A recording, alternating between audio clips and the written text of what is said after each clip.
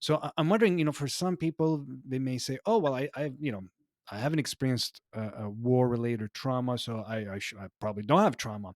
So, what other examples do you have as well for folks who maybe they're dismissing traumas they've had because they don't consider a trauma? Like it could be rejection, it could be bullying. This is how we understood trauma initially in the 80s. Trauma Yes. was part of psychology, psychiatry, mental health in the beginning. You can say psychology and psychiatry and mental health on the whole started with the study of trauma. We can Mm, go back to Salpetri and how all the initial studies in psychology had to do with trauma or psychiatry. Freud himself created, the theory of trauma initially, then he changed it. mhm, But then during many years, trauma disappeared from the investigation and from mainstream psychology. And mm, it didn't come back till probably the 80s after the Vietnam War, when all these veterans started coming back and came right, back to a country that probably was, now predisposed to understand that these people were disturbed and had a real problem. It was not just that they were, cowards or whatever. That's what probably right. said before. And that's when we started talking about PTSD. So probably that's the first idea we get about what a trauma is, and people Mm, can understand that.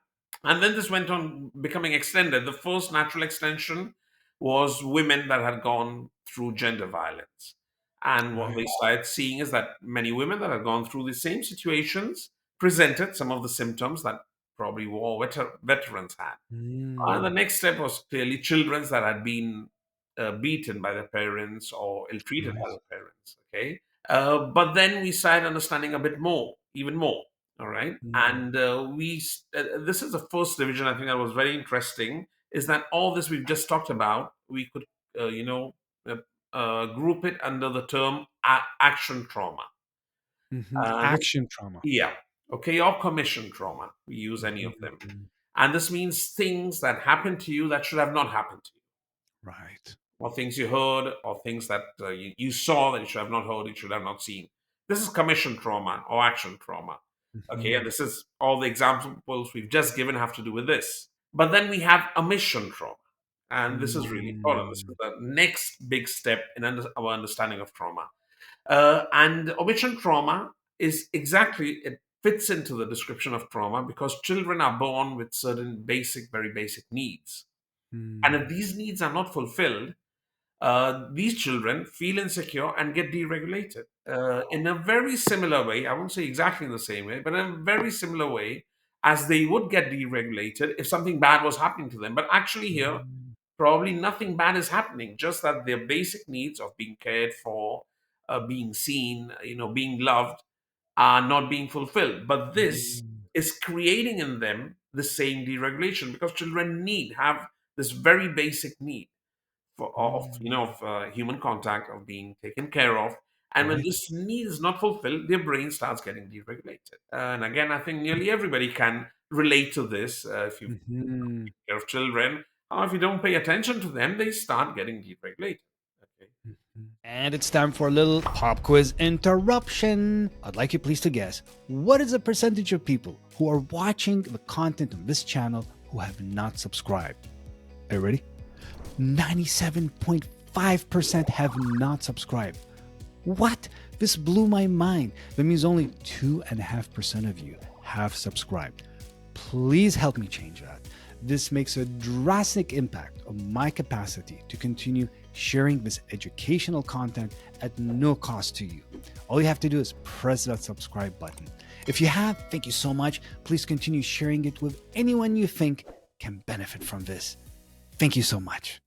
So this opened up an entire new group of traumas that we had not taken in account before, that had to do with things that didn't happen that should have happened. Right. This is the basic omission trauma. And this Mm, opened up to neglect, to not being taken care of, to not right. being loved, or things that you didn't see, like you didn't see love between your parents. And this can be, or you didn't see your parents happy. And again, this we know is very deregulating for a child. Hmm. And what we started seeing is that the consequences, the long term consequences, were similar to what we would see Mm, people that have gone through commission trauma. So that's why we started understanding it as part of the same. And probably the last aspect that's come into trauma. So we have these two Mhm. big groups, but the last group has to do with what we loosely, talk about when we talk about relational trauma. Mm. Okay, what we just talked about, omission has a lot to do with attachment, and relational trauma has to do completely with attachment.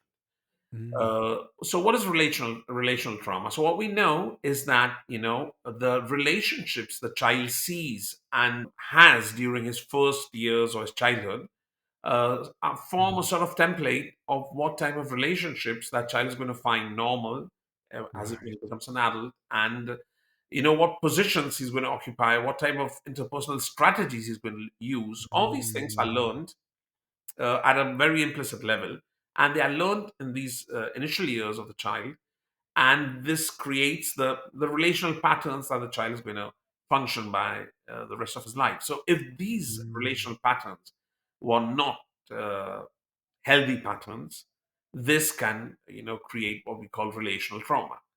That's Mhm. functioning under patterns that are not the correct patterns, and considering that this is the normal way of functioning in adult relationships.